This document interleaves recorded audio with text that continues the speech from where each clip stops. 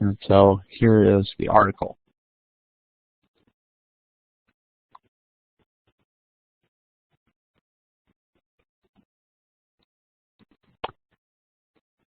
So some of these you can or cannot tell by the title whether it's going to be useful to you or not, but some of them you have to take, and begin to look through. Another thing to do is you can also browse more broadly. So, for example, I want to browse by scriptures, right? Clicking scriptures at the top. So I can browse just by Genesis, and it'll give me all the articles in the database that are about Genesis, almost 6,000 of them. Now, of course, I can limit that by English. There's 4,300, etc. Most cases, probably not that useful. You're going to want to decrease that. So I could look at all of the ones just in John, or I can look at all the ones in John that mention chapter 8. Here too may help, may not. But then I can also, if there's a specific verse that I'm looking for, right? Those that deal with verse 9.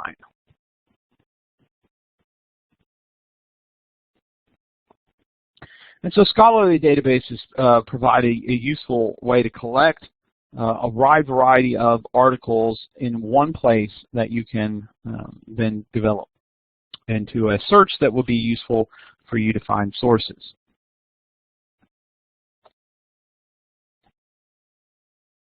Of course, you could just do an online search where I am just going to go online and search for my term, which of course means that you are opening yourself up to the entire internet. Maybe good, maybe not. Right? It depends on what you find. But one of the things that you can do, of course, is doing advanced searches, so you can kind of limit the amount of material. But when you do an online search, you end up with a mixed bag of information. Some of it will be useful, some of it won't. Some of it will help you, some of it won't. And so it's important to think about when a Google search might, Google, I guess you could use Yahoo or Bing, but I guess most people use Google, when it's not going to be helpful. One thing that becomes a problem is that you could end up with too many hits. And so you got to page down or page through all these search results. You are unlikely to just find right off the top exactly what you need. Right? That's going to be the most useful. And so you need to go through and go through all that. So too many hits can make it unhelpful. You end up with information overload. There's just so much that you just don't know what to do with it. You have to spend the time examining each result. Although Google gives you a brief, set of what's going on, you still have to examine each result and see, is this actually going to be useful for me? And of course, the recognition that not all results are created equal. You have to really investigate those sources and ask, what is this source about? What is going on in the source? Is this a useful source or is it not? Is it academic? Is it not? Is it accurate? Is it not? However, sometimes a Google search can be helpful. There might be some times where you didn't find information that a Google search points you to. So that might be helpful. So I'm not saying don't use Google. I'm saying don't start there. Instead, start with the library catalog, start with an online scholarly database. Those are going to be more useful, and if you get to a point where you've exhausted all that possibility, then Google might be useful. Additionally, Google might help you narrow a topic by, if you come across a search that helps you, limit some things on, all right, all this work's been done about this, but, not much has been done on this. Additionally, the amount of information you find on a Google search, if you start there, might provide you with a foundation for you already know some of the issues at stake, you know what's available, so that might be helpful. So let's do a Google search of our passage.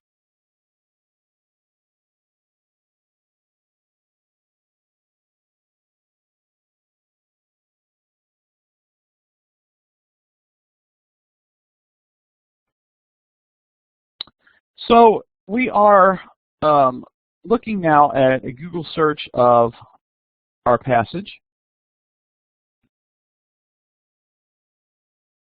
And in this case, we have typed John 7:53 through 8:11 in, and the first several resources are just, just the text of the Bible. There are a couple other sources here as we go down. Some of it might be useful, some of it not.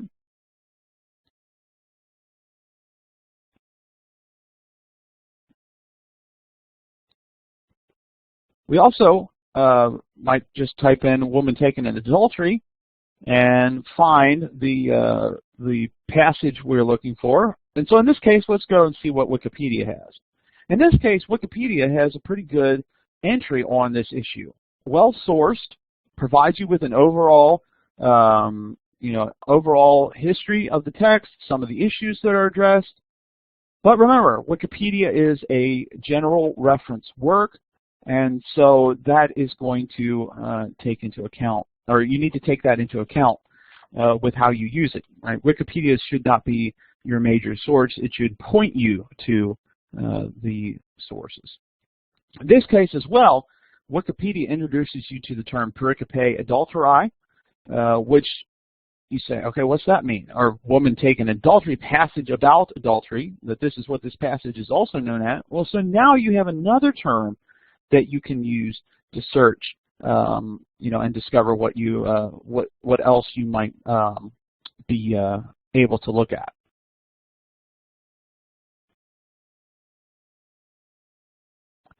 But, just doing, John 7:53 through 8:11 gives us 92,000 results. So we need to keep that in mind.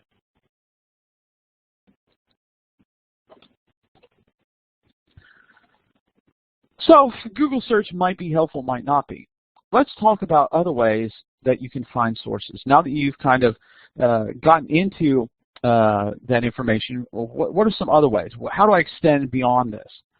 Well, as we've talked about before, general reference works might be a way to extend that information.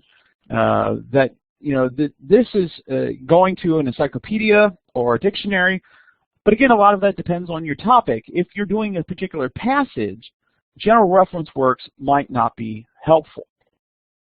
Another approach might be what we might call bibliography mining.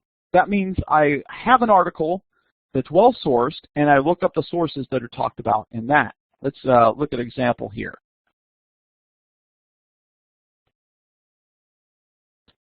All right, so let's go back to our passage here. We're going to start over, get us a good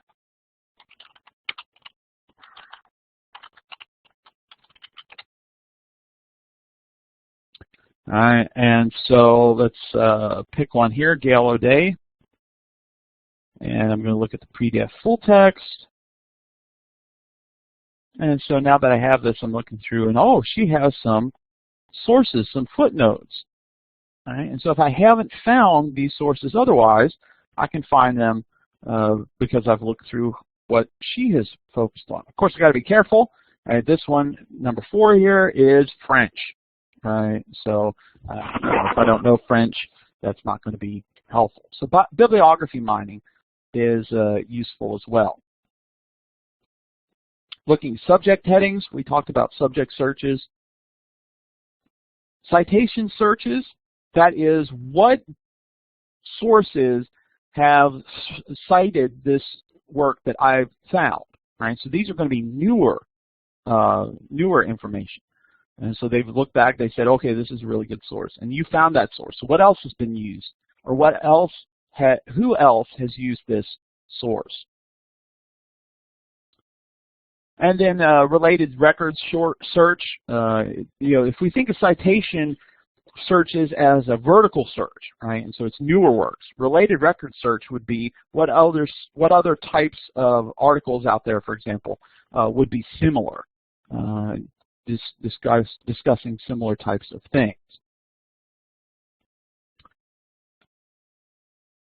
We'll close our source examination by talking about Google Scholar. While Google might be problematic, Google Scholar, on the other hand, could be quite useful. So scholar.google.com.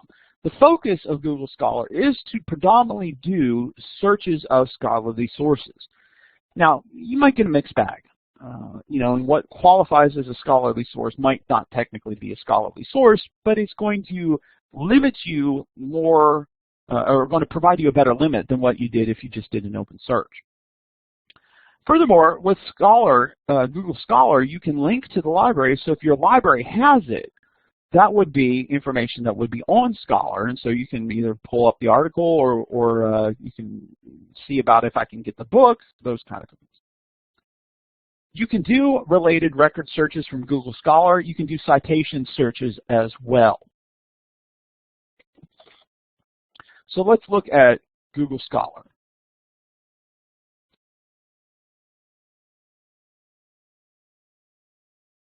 So here I have looked up our passage, and it's given me some sources. Right? These might be sources that I have already seen, like this one. Right? We just were looking at this. But it might find other sources that I haven't seen already. But here is where you get the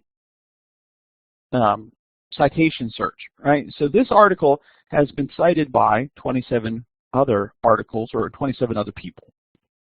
And so now I get all of the works that have cited this particular article by Gail O'Day.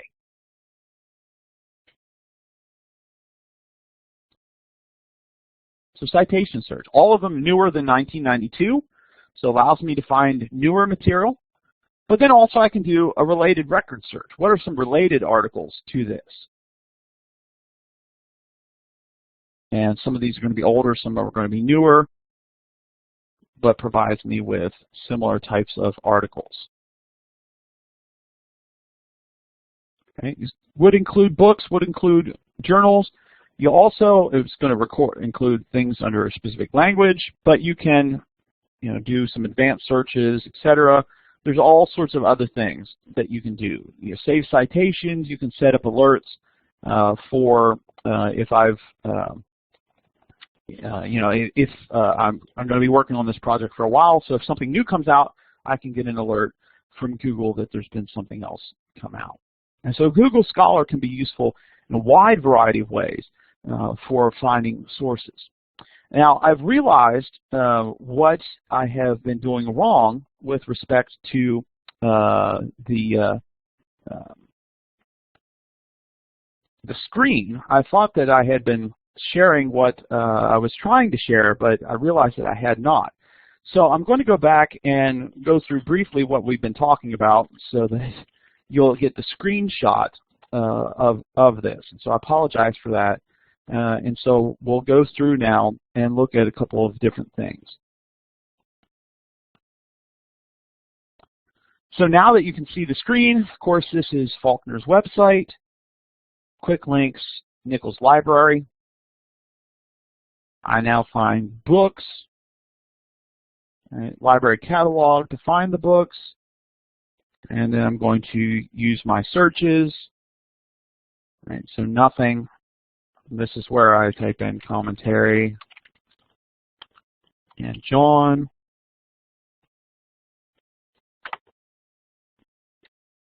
I'm having to go down through all this list that you would have seen earlier. I apologize for that. Right, I have to page down some before I find a book on John. I can look at commentaries. It gives me all the commentaries on John that the book that the library has. But then I can also look through the other subject headings. Right?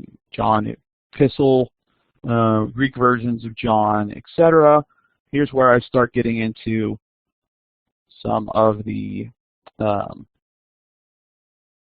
Roman numerals till I find this one, 753 through 811. I'm able to pull that up. And again, this is where you can see that the ebook, I can look subject search, I can do a author search, but in this case, this author has only had the one book. And this is where the call number. And so you can see the different things that are available under the call number.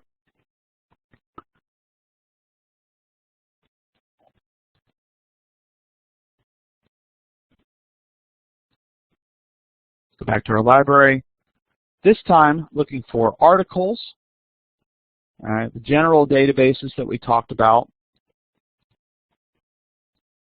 All of Faulkner's databases, now that you can see them with the information about them. But like I said, religion and philosophy is going to be better. ATLA religion database with ATLA serials is the one we want, not the monograph collection. Oh, I forgot to show you WorldCat. So worldcat.org.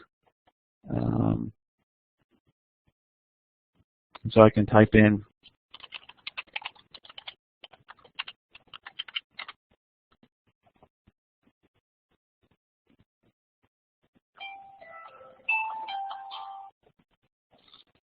and it gives me 21,000 results, some of which are good, some of which are not.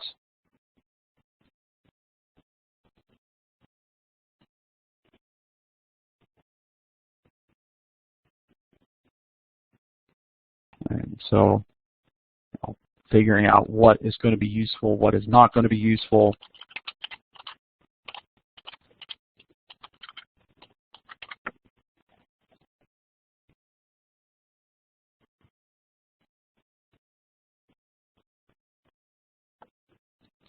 And so I found my books. The book I was looking at, you're going to tell me ebook, print book, dissertation, etc. All right, let's now go back to the article search.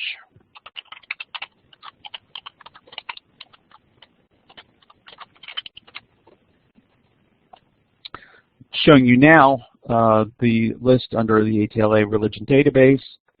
You can look up by full text, right, and then have the PDF there that you can download or you can read online. A lot easier than having to go and photocopy a search, or photocopy a page, etc.